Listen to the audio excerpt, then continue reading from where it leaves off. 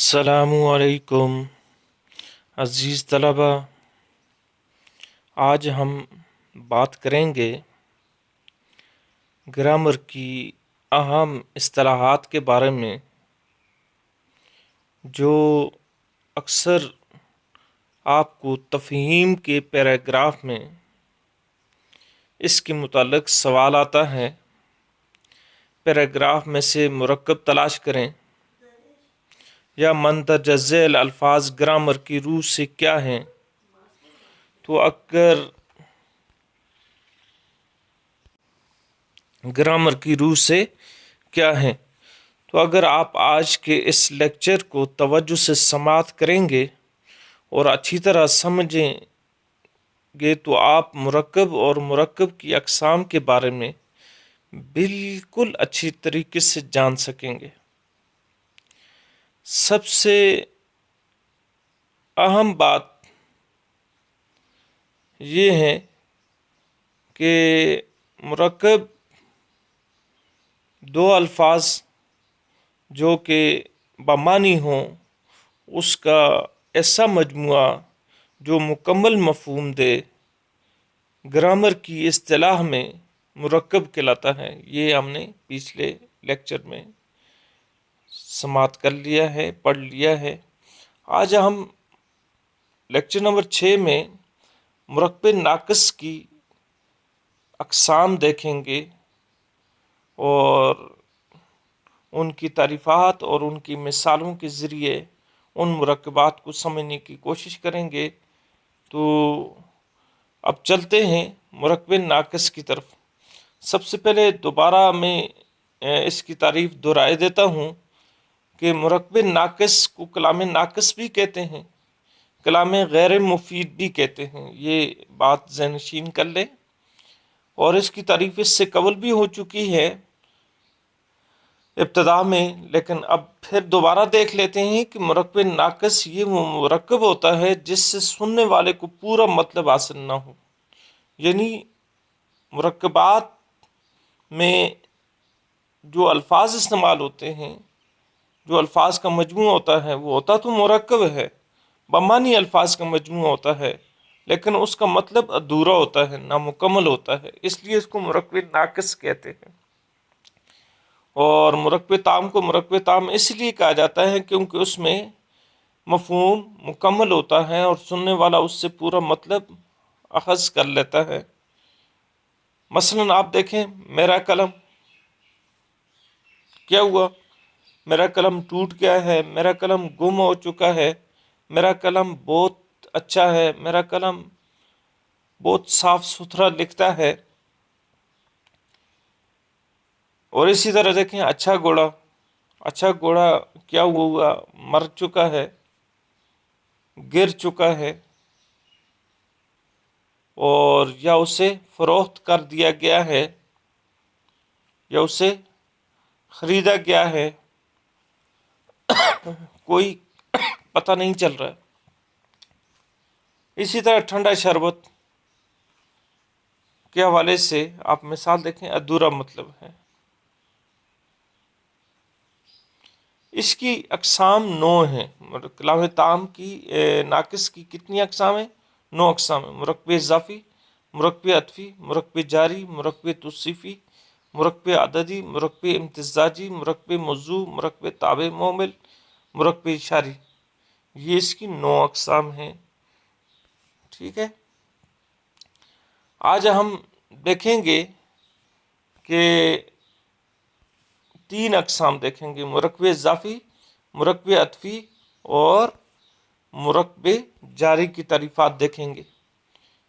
مرکب اضافی کیا ہوتا ہے؟ مرکب اضافی اس مرکب کو کہتے ہیں جو مضاف، مضاف الیہ اور حروف اضافت کا کی یا حروف اضافت زیر یا حمزہ سے مل کر بنے۔ ان سب کی ہم مثالیں دیکھیں گے، کا کی زیر حمزہ کا استعمال کیسے ہوا، اور اس میں دو اسموں کا آپس میں کیسے تعلق ظاہر کیا گیا ہے۔ اضافت کے معنی ہوتے ہیں تعلق کے ہوتے ہیں، نسبت کے ہوتے ہیں، کسی چیز کی ملکیت کے ہوتے ہیں۔ اور جس چیز کا تعلق ظاہر کیا جائے جس چیز کے ساتھ اس کو مضاف الیہ کہتے ہیں، اور جو تعلق ظاہر کیا جائے اسے مضاف کہتے ہیں۔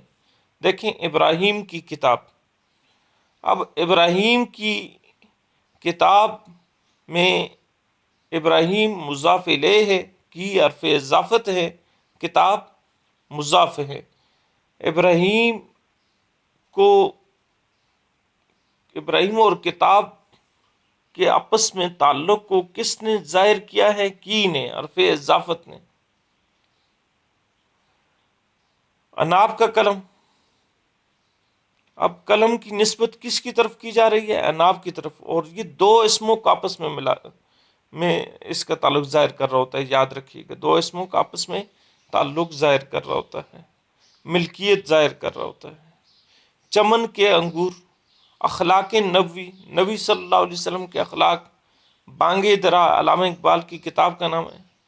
قافلے کے کوچ کرنے کی وقت جو گھنٹی بجائی جاتی ہے اس کو کہتے ہیں۔ صیغہ تمیم، عام الفاظ میں، عام الفاظ کے ساتھ یہ حمزہ کا استعمال ہوا، صیغہ تمیم، جب کسی لفظ کے اوپر حمزہ آ جائے اردو میں، اس کے معنی کا کے کی کے ہوتے ہیں، اور زیر کا استعمال ہو تو اس کے معنی بھی کا کے کی کے ہوتے ہیں۔ اخلاق نبوی میں جو زیر ہے، بانگ درا میں جو زیر ہے۔ غزوہ بدر میں دیکھیں حمزہ، بدر کا مارکہ، بدر کی جنگ، میرا گھر، ٹھیک ہے، تمہارا قلم وغیرہ، یہ سارے کیا ہیں؟ مرکب اضافی ہیں، ٹھیک ہے جی۔ اب چلتے ہیں نمبر 2، مرکب عطفی، ایسا مرکب جو معطوف الیہ، معطوف اور حرف عطف اور واو کیا ہیں؟ حروف عطف سے مل کر بنے، اور عطفی کے معنی ہے ملانے کے ہوتے ہیں، جوڑنے کے ہوتے ہیں، دو اسموں کو آپس میں جوڑنا۔ ہم نے مرکب اضافی میں پڑھا تعلق ظاہر کرنا، یہاں پہ جوڑنا، جوڑ رہا ہوتا ہے، لیکن وہ ہوتے الگ الگ ہیں، ان کا آپس میں جو جوڑ ہوتا ہے وہ یہ ظاہر کر رہا ہوتا ہے کہ یہ آپس میں پہلے جملے کا، پہلے لفظ کا تعلق دوسرے لفظ کے ساتھ ہے، پہلے لفظ کا مفہوم دوسرے لفظ کے ساتھ، دوسرے لفظ کا مفہوم پہلے لفظ کے ساتھ بیان کر رہا ہوتا ہے، جوڑ رہا ہوتا ہے۔ اب دیکھیں مثالیں، دیکھیں مجھے کاغذ اور قلم لا دو۔ اب دیکھیں کاغذ الگ ہے، قلم الگ ہے، لیکن وہ دو چیزیں مانگنے والا دو چیزیں مانگ رہا ہے، دو چیزیں لا کر دے دو۔ تو یہ دو مختلف اسموں کو آپس میں کیا کر رہا ہوتا ہے؟ جوڑ رہا ہوتا ہے، اور پارٹس آف سپیچ میں اس کو کنجکشن کہتے ہیں۔ اس نے روز و شب محنت کر کے کامیابی حاصل کی۔ اب دیکھیں روز و شب کے درمیان واو عطف کا کام کر رہا ہے، ٹھیک ہے، رات دن محنت کر کے۔ مرد و زن، مرد اور عورت سب قانون کی نظر میں کیا ہیں؟ برابر ہیں۔ اب مرد و زن میں واو کیا کر دی؟ ڈال کے ان دونوں کی طرف اشارہ کر دیا، مرد اور عورت کی طرف، ٹھیک ہے۔ پہاڑ اور دریا، جسم و جان، چاند اور سورج، نیک و بد وغیرہ، یہ سارے کیا ہیں؟ مرکب عطفی ہیں، ٹھیک ہے، دو اسموں کو آپس میں حروف عطف جوڑ رہے ہیں۔ اب آتے ہیں جی مرکبات کی تعریف میں سے تیسرے مرکب کی جانب، مرکب جاری کی تعریف دیکھیں۔ ایسا مرکب جو حرف جار اور مجرور سے مل کر بنے، اس سے کیا کہتے ہیں؟ مرکب جاری کہتے ہیں۔ لاہور تک، کراچی سے، سڑک پر، کلاس میں وغیرہ، اس کو پارٹس آف سپیچ میں پری پوزیشن کہتے ہیں۔ کیا کہتے ہیں؟ جاری کو پری پوزیشن کہتے ہیں۔ تک، سے، پر، میں، یہ سارے حروف جار یا پری پوزیشن ہیں۔ تو یہ تھا مرکبات کی تعریفات جو ہم نے مثالوں کے ساتھ دیکھا، سمجھا۔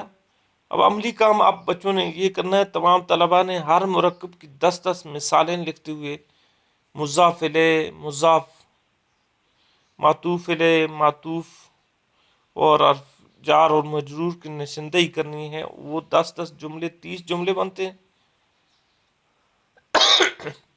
اور 10 جملے پھر اس میں اس کو انڈر لائن کرنا ہے، یہ مضاف الیہ ہے، یہ مضاف ہے، یہ حرف اضافت ہے، یہ معطوف الیہ ہے، یہ معطوف ہے، یہ حرف عطف ہے، اسی طرح یہ جار ہے، یہ مجرور ہے، ان سب کی انڈر لائن کر کے نشاندہی کرنی ہے تاکہ اس کی اچھی طرح مشق ہو جائے اور یہ اچھی طرح آپ کے ذہن نشین ہو جائے اور آپ کی تعلیم میں یہ مددگار ثابت ہو سکیں، پیراگراف کو سمجھنے میں، سبق کو سمجھنے میں۔ کوئی بھی پیراگراف، کوئی بھی سبق ایسا نہیں ہے جہاں پر ان مرکبات کا استعمال نہ ہوا ہو، تو یہ مرکبات کا آنا بہت ضروری ہوتا ہے عبارت کی تفہیم کے لیے، عبارت کو سمجھنے کے لیے۔